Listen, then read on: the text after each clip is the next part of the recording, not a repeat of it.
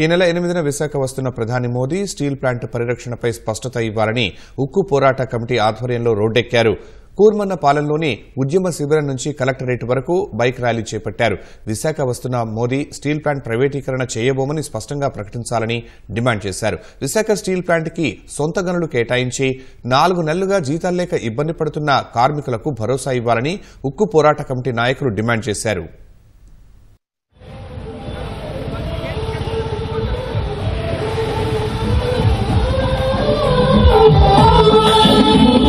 విశాఖపు కంటే సంకల్ప కల్పవన్ లక్షకు కల్పాల కడుపుంటే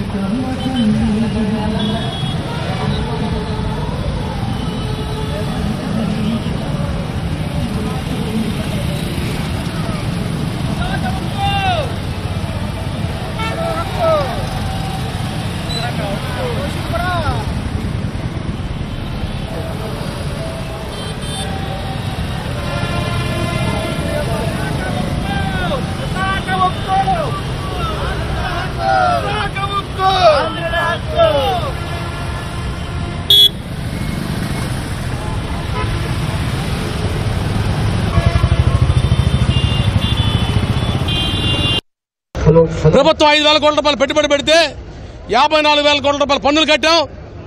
కాబట్టి 3 సంవత్సరాల పాటు ట్యాక్స్ హాలిడే ఇమ్మంటున్నాం.